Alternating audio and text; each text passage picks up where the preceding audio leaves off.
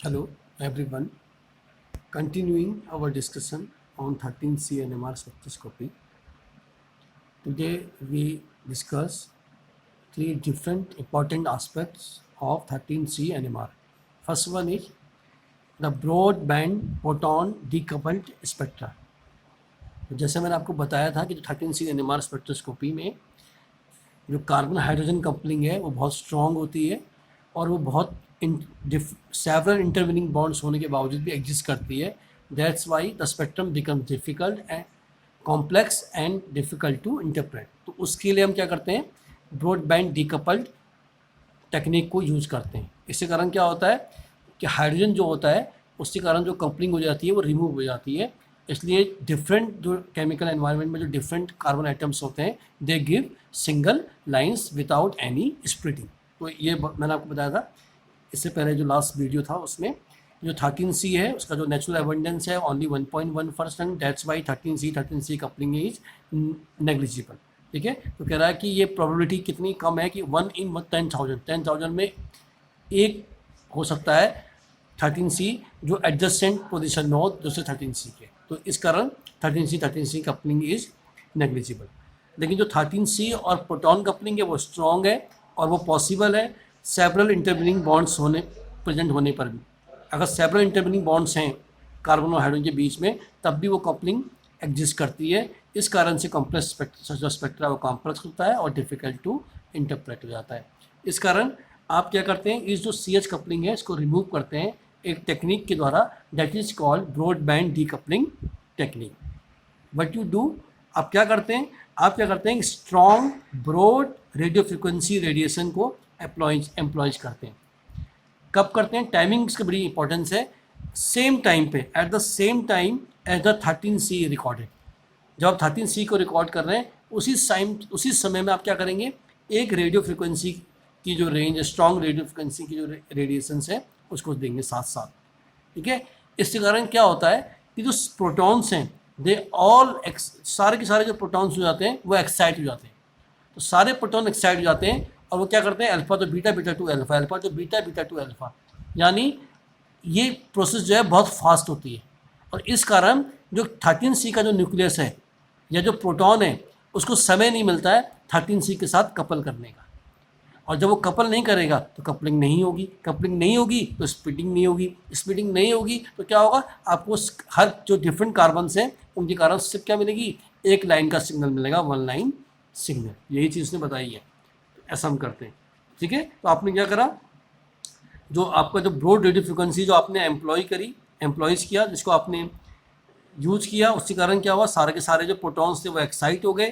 ठीक है, और वो फ्लिप करने के लगे, रैपिडली फ्लिपिंग हुई alpha to beta, beta to alpha अपने दोनों स्पिन स्टेट के बीच में. इसलिए उनके पास समय नहीं था इंटरेक्ट करने का किसके साथ, 13C न्यूक्लियाई के साथ. तो हुआ क्या कि जो प्रोटॉन के तो दो डिफरेंट ओरिएंटेशन थे वो ओवरऑल क्या हो गए, जीरो हो गए. जैसे हम कहते हैं ना अल्फा में एग्जिस्ट करेगा बीटा में करेगा, तो वो जो दो डिफरेंट अलग अलग ओरिएंटेशन में अगर वो एग्जिस्ट करता तो कपल करता, लेकिन वो एग्जिस्टेंस होगी नहीं क्योंकि बहुत तेज़ी से रैपिडली फ्लिप कर रहा है. That's why that average to zero. Therefore no coupling occurs with carbon.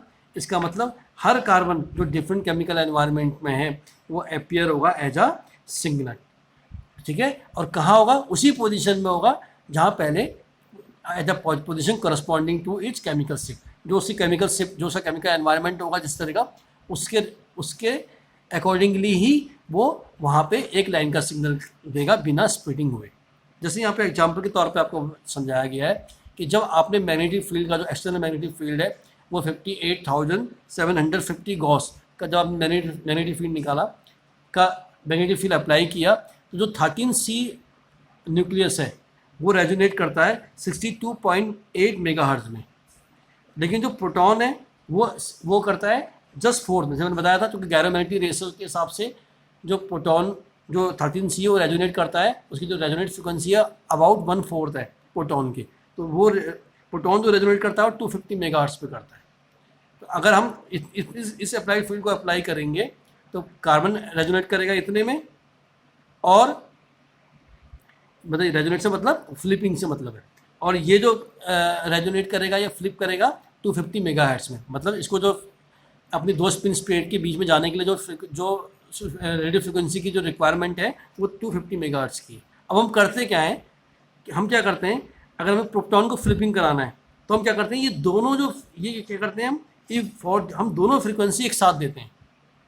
जब हम दोनों फ्रिक्वेंसी एक साथ देते हैं तो प्रोटॉन का तो 13C का तो सिंपल ठीक है, लेकिन जो प्रोटॉन है उसको जब ये फ्रिक्वेंसी एक साथ मिल जाती है at the time of 13C, जब 13C को रिकॉर्ड कर रहे हैं, तो होता क्या है, ये जो प्रोटॉन है ये अपना क्या करते हैं, इनके बीच में ट्रांजिशन स्टार्ट हो जाता है, रेजोनेंस स्टार्ट हो जाती है। तो वही लिख रहा है फॉर दिस, ऐसा करने के लिए one irradiate the sample at both frequency, दोनों फ्रिक्वेंसी के साथ हम इरिडेट करते हैं, यानी दोनों फ्रिक्वेंसी क्या देते हैं, सैंपल को देते हैं। ऐसा करने से क्या होता है, जो first RF signal, first radio frequency signal जो प्रोड्यूस होते हैं वो किसके कारण होते हैं, कार्बन मैग्नेटिक रेजोनेंस के कारण। ठीक है, जैसे फर्स्ट रेडियो फ्रिक्वेंसी सिग्नल जो आपने दिया यानी 62 मेगाहर्ट्ज़ के कारण, उसके कारण जो आपको सिग्नल मिला वो क्या हुआ, कार्बन मैग्नेटिक रेजोनेंस के कारण मिला। वाइल सेकंड सिग्नल जो दूसरा सिग्नल दिया उसने क्या किया, उसी समय पे, क्योंकि टाइमिंग सेम है, जैसे आपने 62.8 मेगाहर्ट्ज़ का सिग्नल दिया तो आपको 13C कार्बन के बीच में मैग्नेटिक रेजोनेंस स्टार्ट हो गया और आपको क्या मिल गया, सिग्नल मिल गया ड्यू टू कार्बन।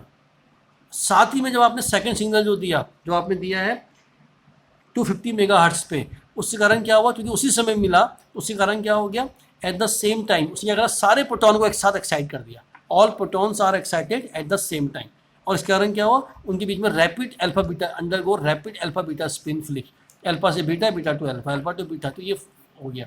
इस कारण क्या हो गया, जो fast to average their local magnetic field contribution, तो जो उसका लोकल मैग्नेटिक फील्ड जो वो अल्फा स्टेट में एडजस्ट कर देते या बीटा स्पिन स्टेट में एडजस्ट करते, वो क्या हो गया, एवरेज टू जीरो हो गया। तो इस कारण कपलिंग एब्सेंट हो गई और जो सिग्नल आए वो ओनली ड्यू टू कार्बन आए। तो ये है आपका ब्रॉडबैंड डीकपलिंग, जो मैंने आपको इससे पहले इथाइल फिनाइल एसीटेट जो लास्ट वीडियो था उसमें समझाया था। अब दूसरा टेक्निक है that is of resonance decoupling.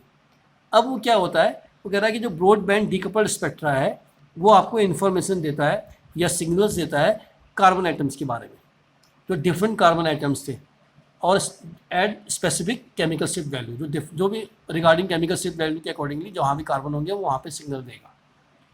लेकिन कह रहा है इस केसेस में क्या होता है, कुछ इन्फॉर्मेशन लॉस्ट हो जाती है। ठीक है, तो वो जो लॉस्ट है इन्फॉर्मेशन है उसको अगर हम दोबारा से उसको पाना चाहें तो उसके लिए आप क्या करते हैं, of resonance decoupling method use करते हैं। तो क्या होता है, यूजिंग ऑफ रेजोनेंस डीकपलिंग क्या हो जाता है, जो स्पेक्ट्रम हो जाता है वो सिंप्लीफाई हो जाता है, थोड़ा सा सिंपल हो जाता है, ईजी हो जाता है उसको समझना। ठीक है, और वो क्या करता है, ऑफ रेजोनेंस डीकपलिंग मेथड क्या करता है कि सिग्नल वही क्या करता है, स्पेक्ट्रम सिंप्लीफाई तो हो जाएगा लेकिन उसके साथ साथ कह रहा है कि कुछ स्प्लिटिंग इन्फॉर्मेशन जो है वो रिटेन हो जाती है। ठीक है, तो दो चीज़ें होती हैं अगर हम of resonance decoupling method use करेंगे तो क्या होगा, एक तो स्पेक्ट्रम सिंपल हो जाएगा, दूसरा कि जो स्प्लिटिंग से रिगार्डिंग इन्फॉर्मेशन है वो बनी रहेगी। जैसे मैंने इससे पहले आपको बताया था कि इसमें क्या होता है कि सिर्फ वहीं पे स्प्लिटिंग होगी जहाँ पे जो प्रोटॉन डायरेक्टली अटैच होंगे किससे, कार्बन से, बाकी जगह स्प्लिटिंग नहीं होगी। अगर वो मतलब जो जैसे पहले हम कह रहे थे कि जो सेवर इंटरवीनिंग, अगर बहुत सारे बॉन्ड हैं कार्बन और हाइड्रोजन के बीच में तब भी स्प्लिटिंग होती थी और स्पेक्ट्रा कॉम्प्लेक्स होता था, तो वो चीज़ खत्म हो जाएगी, कॉम्प्लेक्सिटी रिमूव हो जाएगी। यहाँ पे स्प्लिटिंग अगर होगी तो किस कारण से होगी, ऐसे प्रोटॉन के कारण जो डायरेक्टली अटैच्ड हैं कार्बन के साथ, तो इसलिए स्पेक्ट्रा सिंपल हो जाएगा और उसको इंटरप्रिटेशन उसका ईजी हो जाएगा। ये लिखो, तो in off resonance decoupling 13C NMR spectrum में 13C न्यूक्लियस जो है वो स्प्लिट होंगे सिर्फ उन्हीं प्रोटॉन्स के कारण जो डायरेक्टली बॉन्डेड टू देम, जो डायरेक्टली उनसे जुड़े होंगे, directly bonded to them, and not by other proton, जो और प्रोटॉन्स हैं उनके कारण स्प्लिटिंग नहीं होगी। यानी कौन सी कपलिंग होगी, सिर्फ 1J मतलब वन बॉन्ड कपलिंग, यानी हाइड्रोजन जो डायरेक्टली जुड़ा हुआ है C से, एक ही बॉन्ड, तो यही कपलिंग के कारण स्प्लिटिंग होगी, बाकी ये कारण नहीं होगी। तो ये इसका एडवांटेज है किसका, ऑफ रेजोनेंस डीकपलिंग का। यदि आप सिंपल 13C NMR करेंगे तो उसमें बहुत कॉम्प्लेक्स स्पेक्ट्रा आएगा, क्योंकि उसमें बहुत सारी कपलिंग हो जाएगी। मतलब मैंने अभी बता चुका हूँ बार बार आपको कि उसमें क्या होगा कि जो प्रोटॉन दूर भी हैं वो भी कपल करेंगे प्रोटॉन कार्बन के साथ। ठीक है, तो जैसे ये एग्जांपल आपको दिया हुआ है, आपको समझ में आ रहा होगा, CS3 CCl CS2Cl, ठीक है, तो वही यहाँ पे लिखा है कि 2 बॉन्ड कपलिंग ऑब्जर्व नहीं होती है। ऑफ रेजोनेंस डीकपलिंग में सिर्फ कौन सी कपलिंग होगी, 1 बॉन्ड। तो अगर आप इसमें देखें, यदि इसका हम ब्रॉड बैंड डीकपल्ड स्पेक्ट्रम निकालें BBD, तो क्या होगा, डिफरेंट कार्बन जितने होंगे उतने सिग्नल। तो इसमें देखो कितने कार्बन है, 1 2 3, ए CH3 वाले कार्बन, B जो 2 Cl से जुड़े हुए हैं, और C जो CH2 के पार्ट है। तो 3 सिग्नल मिल गए, 1 2 3। क्लियर हो गया। तो जो भी केमिकल शिफ्ट वैल्यू होगी वो आ गई इसके रिगार्डिंग। अब जो डीसील्डेड है, अब आपको पता है ये 2 Cl B वाले जो कार्बन है वो 2 Cl से जुड़ा हुआ है, सबसे डीसील्डेड B। उसके बाद ये 1 Cl से जुड़ा है, इससे कम डीसील्डेड C, और सबसे दूर जो होगा A, सबसे कम डीसील्डेड या सबसे ज़्यादा सील्डेड। अब होता क्या है, अब देखो स्प्लिटिंग पैटर्न। अब अगर आपने ब्रॉडबैंड डीकपल के बाद क्या करा, ऑफ रेजोनेंट डीकपल करा, इसमें क्या होगा कि वही सिग्नल ब्रेक होंगे कार्बन के जो जिससे प्रोटॉन डायरेक्टली अटैच है। तो इससे प्रोटॉन डायरेक्टली अटैच नहीं है, तो ये जो B वाला सिग्नल है ये पहले वाला ही रहेगा, B जहाँ पे था वैसे ही रहा, कोई चेंज नहीं। अब C वाला जो कार्बन है उससे कितने प्रोटॉन जुड़े हैं, 2। तो कितने में टूट जाएगा C वाला सिग्नल, 2 + 1, 3 लाइन में, यानी ट्रिपलेट। 3 लाइन का सिग्नल को ट्रिपलेट बोलते हैं। A वाला किस काले कार्बन से कितने जुड़े हैं, 3, तो 3 + 1 n+1 रूल होता है। ये कितने में टूट जाएगा, A वाला 4 लाइन में, 1 2 3 4। देखो पोजीशन सेम है, केमिकल शिफ्ट वैल्यू में चेंज नहीं आएगा, लेकिन जो सिग्नल है उसका स्प्लिटिंग पैटर्न बदल जाएगा। किसमें, ऑफ रेजोनेंस डीकपलिंग में। अगर आप डायरेक्ट करते तो हो सकता था ये प्रोटॉन ये कार्बन जो है इन प्रोटॉनों से भी कपलिंग करता और इससे भी कपलिंग करता, तो कितना कॉम्प्लेक्स स्पेक्ट्रा आता सोचो। इससे कपल करता तो 4, और इससे कपल करता तो 3, तो 7 लाइन का सिग्नल। तो आप कैसे समझ पाते। और अगर और कार्बन की चेन होती, CH2 की यूनिट होती तो वो और स्पेक्ट्रा क्या होता, कॉम्प्लेक्स हो जाता। तो ये कॉम्प्लेक्सिटी जो हो गई वो रिमूव हो गई with the help of resonance decoupled spectrum. ठीक है, तो ये बताया मैंने आपको।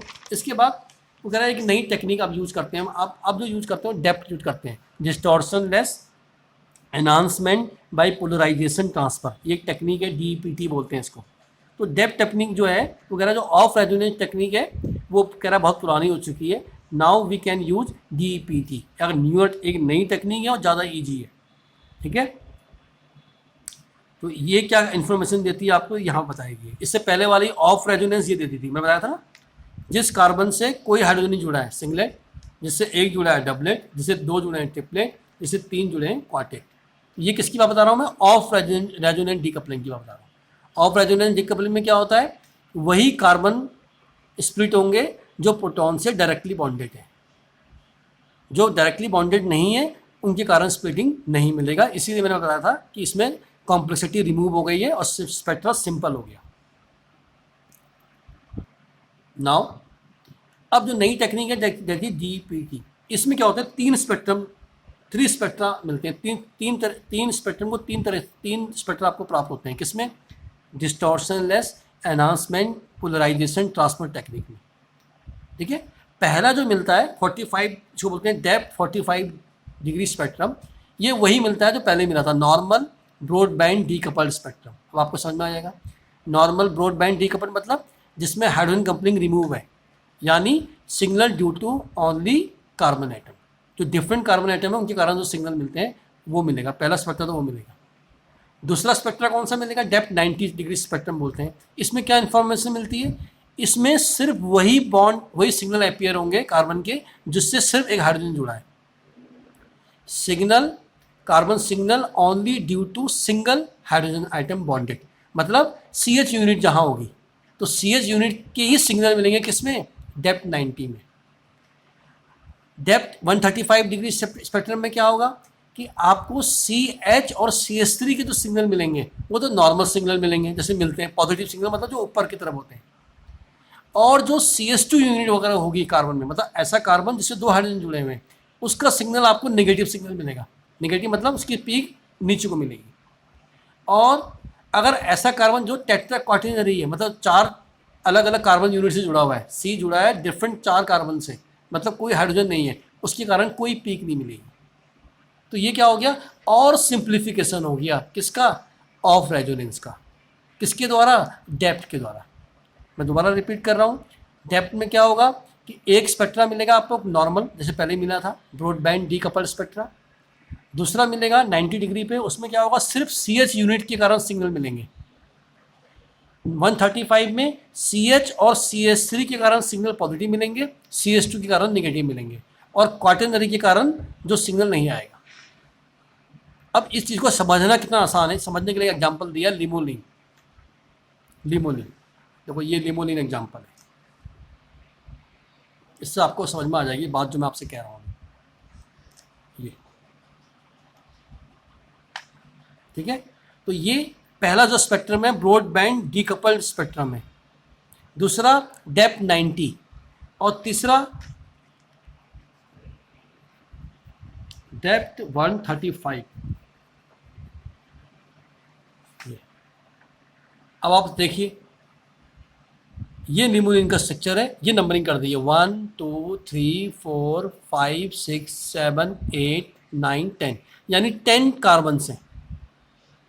यानी जनरली 10 कार्बन से तो हम कहेंगे 10 लाइन सिग्नल आना चाहिए 13C NMR में, लेकिन आया कितना, 1 2 3, ये 2 हैं अभी, 4 5 6 7 8 9 10।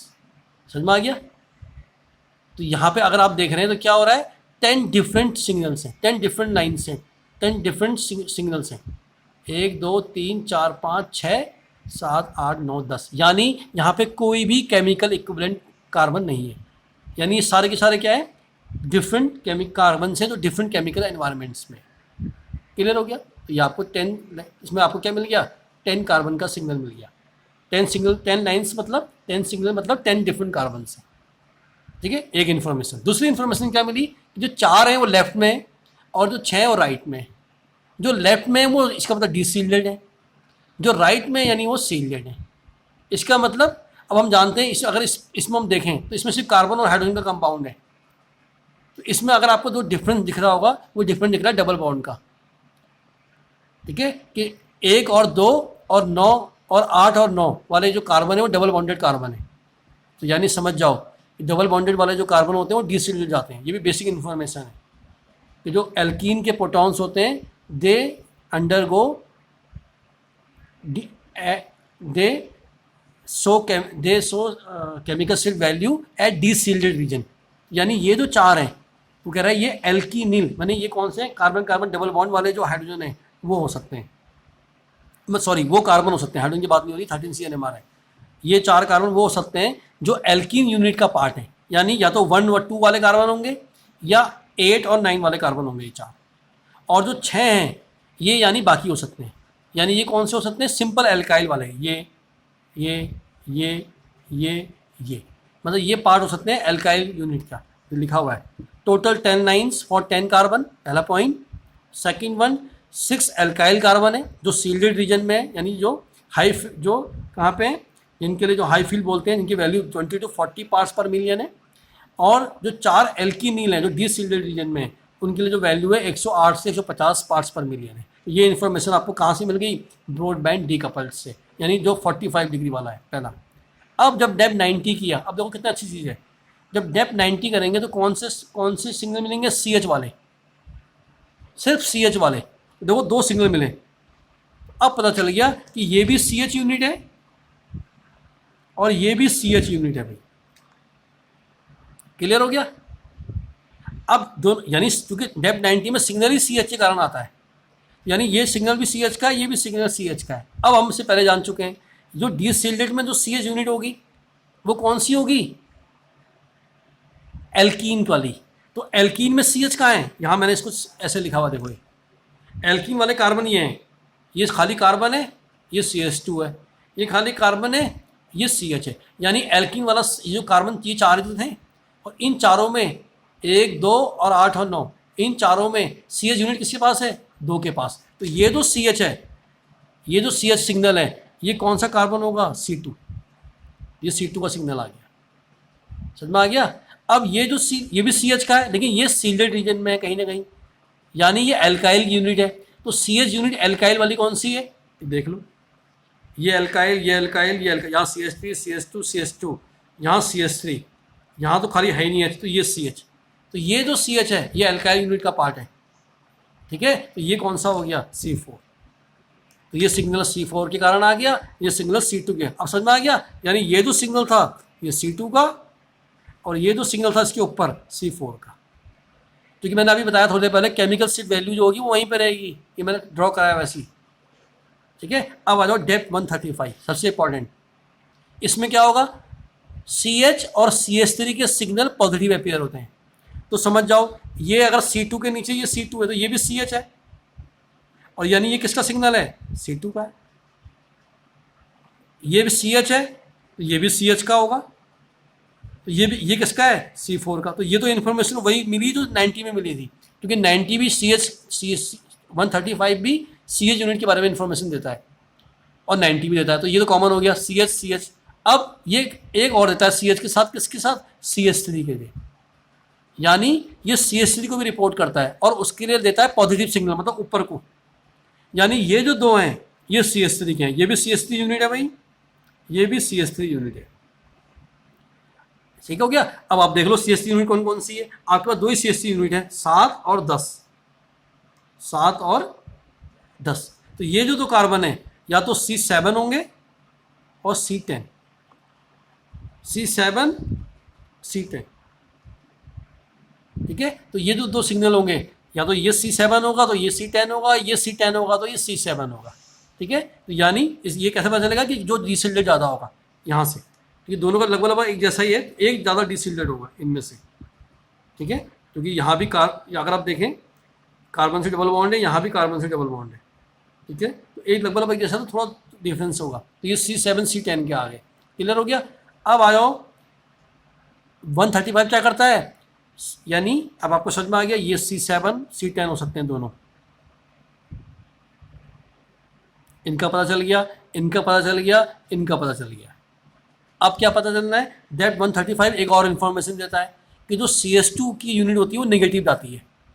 यानी इसमें सिग्नल 1 2 3 4 ये दो हैं, यानी 4 CH2 नीचे हैं, मतलब निगेटिव पीक है 4 के लिए। तो 4 प्रकार के CH2 हैं और उनमें एक डिसील्डेड है, बाकी सील्डेड है। लगा लो पता। अब इधर देख लो, 4 CH2 दिख गए, 1 2 3 4। अब ये जो CH2 डबल बॉन्ड से जुड़ा है, यानी ये डिसील्डेड है। यानी ये क्लियर हो गया कि ये जो सिग्नल है याला ये C9 है। C9 इसमें तो है नहीं, यानी यहाँ ये C9 है। क्लियर हो गया। और ये जो बाकी बचे CH2 CH2 CH2, तो इनमें ये 3 और 5 वाला जो होंगे ये दोनों ये होंगे, दो सिग्नल जो दिख रहे हैं ना, इक्विवेलेंट होंगे, एक जैसा नेचर है। तो C3 C5 मतलब दो आसपास हैं, मतलब एक जैसे हैं, एक नहीं है, इक्विवेलेंट नहीं है, लेकिन लगभग बराबर है। तो ये C3 C5 होगा और ये क्या होगा C6। तो ये क्या हो जाएगा C3 C5 और ये क्या हो जाएगा C6। तो आपको सारी इन्फॉर्मेशन मिल गई डेप्थ से। तो डेप्थ इसलिए इंपॉर्टेंट है, सबसे इंपॉर्टेंट डेप्थ। हम डेप्थ कराते हैं जब भी अननोन ऑर्गेनिक कंपाउंड का स्पेक्ट्रा निकालते हैं। 1H NMR कराते हैं, 13C NMR कराते हैं, डेप्थ कराते हैं, और फिर सारे स्पेक्ट्रा को कोरिलेट कर सबको स्टडी करते हैं और फिर कंक्लूजन ड्रॉ करते हैं कि ये स्पेक्ट्रा इस मे बी दैट कंपाउंड में भी पॉसिबल। ठीक है, तो इस तरह से आपने देखो डेप्थ की मदद से क्या किया, आपने पता लगाया कि कौन, इससे हम इस वैल्यू से हम इस स्ट्रक्चर को ड्रॉ कर सकते हैं जनरली। ठीक है, तो इससे हमें क्या पता चला, डिफरेंट टाइप ऑफ कार्बन, और डिफरेंट टाइप ऑफ कार्बन के साथ हमें क्या पता चला कि उनसे कौन से कितने आइटम अटैच्ड हैं। मतलब हाइड्रोजन आइटम एक CH यूनिट अटैच्ड है, CH2 है और या CH3 है। तो इससे हम प्रिडिक्ट कर सकते हैं उसका कार्बन स्केलेटन। तो ये एक जनरल इन्फॉर्मेशन थी अबाउट 13C NMR स्पेक्ट्रोस्कोपी। अब आपको जो एग्जांपल्स है वो एग्जांपल्स आप पढ़ सकते हैं। ये एक बेसिक आइडिया मैंने आपको दिया कि क्या 13C NMR स्पेक्ट्रोस्कोपी क्या है, क्या उसके की पॉइंट्स हैं, क्या स्प्लिटिंग का पैटर्न है। ठीक है, और कौन सी डिफरेंट टेक्निक यूज करके हम स्पेक्ट्रा को रिजॉल्व करते हैं। ठीक है, thank you for watching, thank you very much.